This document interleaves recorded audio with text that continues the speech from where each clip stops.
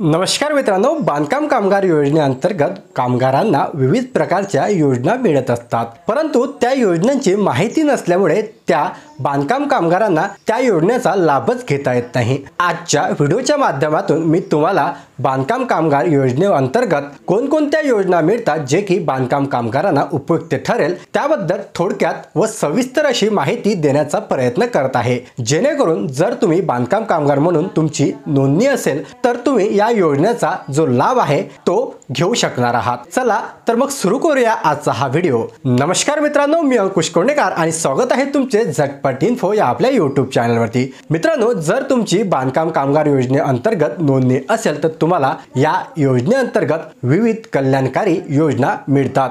बांधकाम कामगारासाठी उपलब्ध असणाऱ्या सर्व महत्त्वपूर्ण कल्याणकारी योजनांची माहिती आपण घेऊया।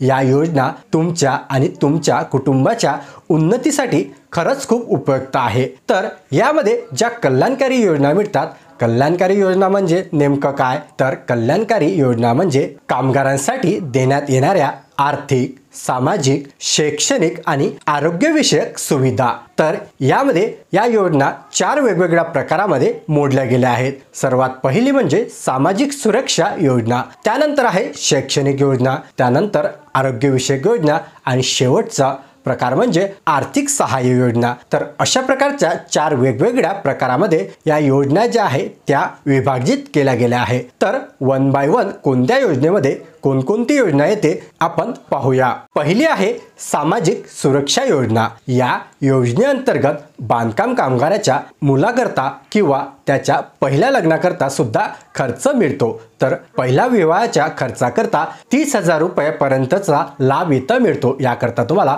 विवाह नोंदणी प्रमाणपत्र आणि शपथपत्र आवश्यक आहे। जर त्याच्या मुलीचं पहिलं लग्न असेल तर त्याकरता सुद्धा 51,000 रुपयांपर्यंतचा लाभ इथे मिळतो। त्यानंतर आहे मध्यान्ह भोजन योजना, प्रधानमंत्री श्रमयोगी मानधन योजना, प्रधानमंत्री जीवन ज्योती विमा योजना, प्रधानमंत्री सुरक्षा विमा योजना अशा प्रकारच्या विमा योजना सुद्धा यामध्ये समाविष्ट करण्यात आलेल्या आहे। त्यानंतर बांधकाम कामगारांना पूर्व शिक्षण, ओळख आणि प्रशिक्षण योजना, त्याचबरोबर यामध्ये अवजारे खरेदी करण्याकरता 5,000 रुपयांपर्यंतचा लाभ सुद्धा दिला जातो। त्यानंतरची दुसरी कॅटेगरी म्हणजे शैक्षणिक योजना। ही योजना बांधकाम कामगाराच्या पहिल्या 2 अपत्यांकरता आहे। जर तुमचे अपत्य हे 1ली ते 7वी मध्ये शिकत असेल तर त्यांना प्रतिवर्षी 2,500 रुपयांपर्यंतची स्कॉलरशिप या योजनेअंतर्गत दिली जाते। त्यानंतर 8वी ते 10वी करता प्रतिवर्ष 5,000 रुपयांपर्यंत स्कॉलरशिप इथे मिळते। त्याकरता 75% उपस्थिती असणे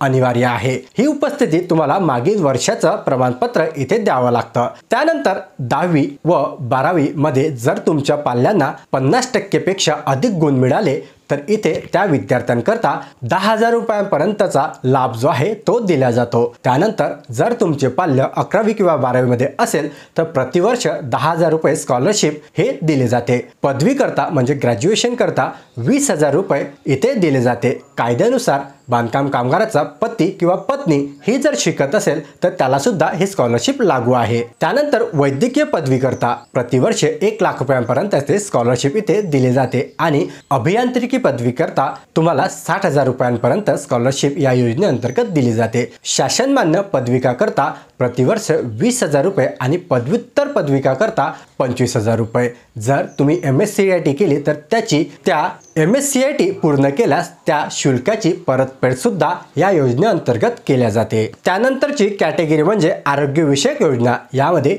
नैसर्गिक प्रस्तुतीसाठी 15,000 रुपये, शस्त्रक्रिया प्रस्तुती करता 20,000 रुपये आणि गंभीर आजार उपचार याकरता जो निधी आहे तो 1 लाख रुपयांपर्यंत दिला जातो। कुटुंब नियोजनानंतर एका मुलीच्या नावे ठेव 1 लाख रुपये सुद्धा इथे दिल्या जाते। जर तुमची बांधकाम कामगार म्हणून नोंदणी असेल आणि अशा दरम्यान जर तुम्हाला 75% अपंगत्व आले किंवा कायमचे अपंगत्व आले तर तुम्हाला 2 लाख रुपयांपर्यंतचा जो निधी आहे तो या योजनेअंतर्गत दिला जातो। त्यानंतर महात्मा फुले जनधन आरोग्य योजना, आरोग्य तपासणी व व्यसनमुक्ती अशासारख्या देखील योजना यामध्ये राबवल्या जातात। त्यानंतरची चौथी कॅटेगरी म्हणजे आर्थिक सहाय्य योजना। यामध्ये कामगारांना जर कामावर असताना मृत्यू झाला तर 5 लाखांपर्यंतचा लाभ इथे दिला जातो आणि हा लाभ त्यांच्या कायदेशीर वारसदारांना मिळतो। नैसर्गिक मृत्यू करता 2 लाख रुपयांपर्यंतचा लाभ इथे दिला जातो आणि बांधकाम कामगारांना अटल बांधकाम कामगार आवास योजनेअंतर्गत शहरी किंवा ग्रामीण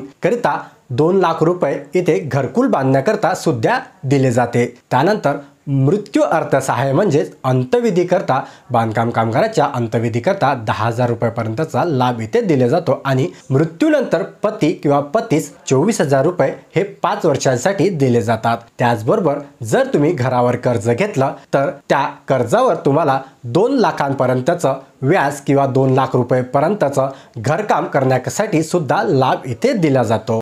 तर मित्रांनो, अशा प्रकारच्या या विविध योजना आहेत ज्या की बांधकाम कामगारांच्या करता राबवल्या जातात। तुम्हाला या योजनेबद्दल खरंच माहिती होतं का? जर माहिती नसेल तर कमेंट बॉक्समध्ये मला नक्की सांगा। त्याचबरोबर या योजनेसाठी लागणारा प्रत्येक फॉर्म, पात्रता आणि आवश्यक कागदपत्रे ह्या वेबसाईटवरती दिलेले आहे। बांधकाम कामगाराच्या वेबसाईटवरती आल्यानंतर तुम्हाला प्रत्येक योजनेची सविस्तर अशी माहिती इथे मिळून जाईल। या वेबसाईटवरती आल्यानंतर तुम्हाला इथे फॉर्म सुद्धा मिळतो आणि सविस्तर माहिती सुद्धा मिळते। तुम्हाला जर अधिकृत आणि अधिक माहिती पाहिजे असेल तर तुम्ही बांधकाम कामगाराच्या वेबसाईटला एकदा नक्की व्हिजिट द्या। वेबसाईटची लिंक आपल्या टेलिग्राम चॅनल तसेच व्हॉट्सअप चॅनलला मी नक्की अपडेट करून देईल। तर मित्रांनो, अशा प्रकारचा आजचा हा व्हिडिओ होता। तुमचे काही प्रश्न असल्यास मला कमेंट बॉक्समध्ये नक्की कळवा आणि अशाच महत्त्वपूर्ण उपयुक्त माहिती करता आपल्या चॅनलला सबस्क्राईब करायला विसरू नका। चला भेटूया अशाच एका नवीन महत्त्वपूर्ण व्हिडिओमध्ये। तोपर्यंत धन्यवाद।